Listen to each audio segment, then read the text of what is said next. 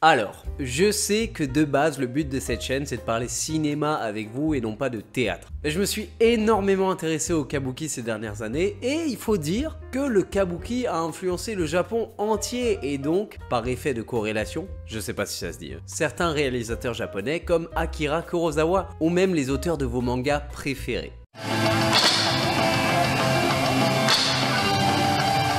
Mais avant de vous parler de ces influences, le kabuki c'est quoi? Avant qu'on commence cette vidéo, n'oubliez pas le classique, mettre un like, vous abonner, ça soutiendrait énormément mon travail et la chaîne, je vous en serais extrêmement reconnaissant.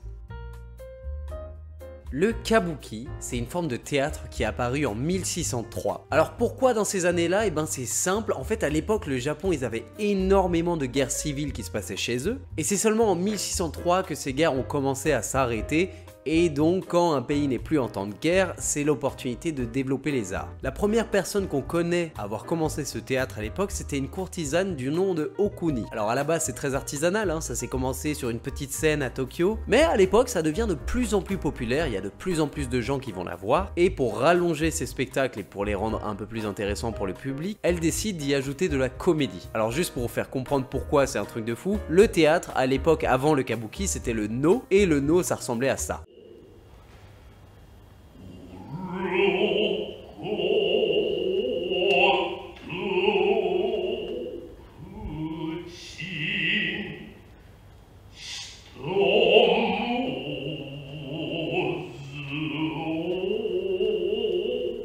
Donc vous vous doutez bien que quelqu'un qui a mélangé danse et comédie, c'était un petit peu révolutionnaire à l'époque. Le kabuki va plaire de plus en plus aux gens au point que d'autres courtisanes vont adapter leur kabuki à elles dans les salons de thé. Et évidemment, lorsque c'est adapté par d'autres gens, les histoires s'améliorent, même la musique se complexifie. On va avoir des musiques complexes de shamisen. Alors le shamisen, ça vous dit peut-être rien, mais vous connaissez tous le son que ça fait.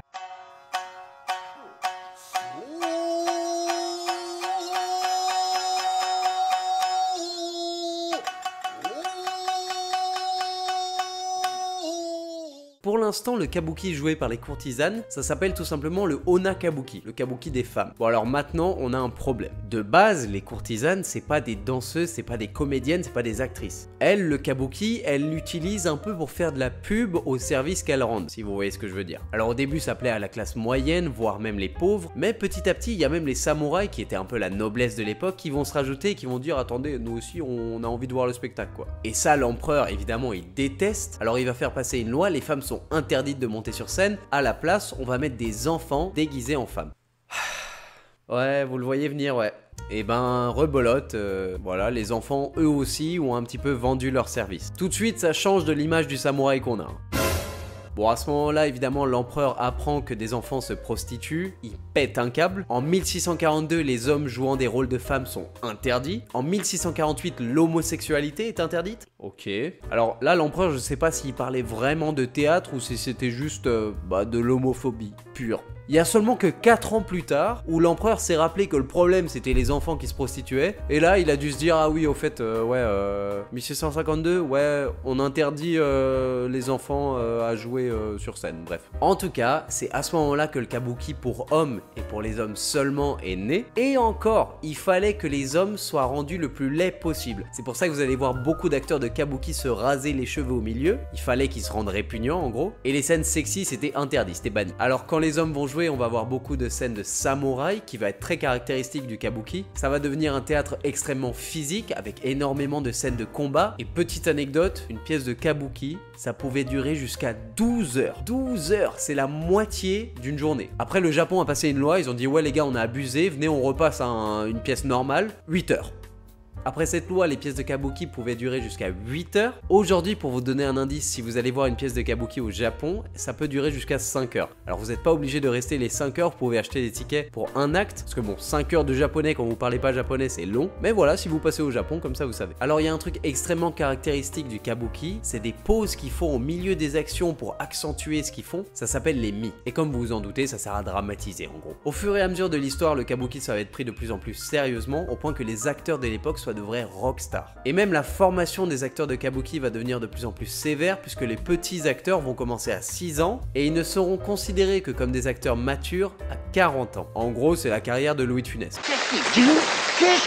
Bon, clairement, ils ont un problème avec les notions du temps. Certains acteurs d'ailleurs vont même pratiquer un peu l'ancêtre du méthode acting, puisque par exemple, il arrivait très souvent qu'un homme qui jouait un rôle spécifique soit demandé à ce qu'il garde son rôle toute la journée, même en rentrant, même en mangeant, même en dormant. Bon, vous savez que je raffole des fun facts et des anecdotes, voilà, je vous en place une. Les acteurs sur scène portaient parfois jusqu'à 12 kimonos. Alors 12 kimonos en matière de poids, ça équivaut à 20 kilos. Je rappelle que le kabuki, c'est des combats de sabre, donc c'est quand même physique, de 8 heures jusqu'à 12 heures de spectacle. En plus de ça, rajouter une énorme couche de maquillage qui va être très caractéristique du kabuki, puisque contrairement au no qu'on a vu un peu plus tôt, il ne porte pas de masque. Ces différents maquillages d'ailleurs, ça va aider le public à savoir qui est le méchant, qui est le gentil, etc. Bref, vous l'aurez compris, le kabuki est une forme de théâtre qui nous est totalement inconnue en Europe, mais qui a une influence gigantesque au Japon. On peut notamment retrouver des références dans One Piece,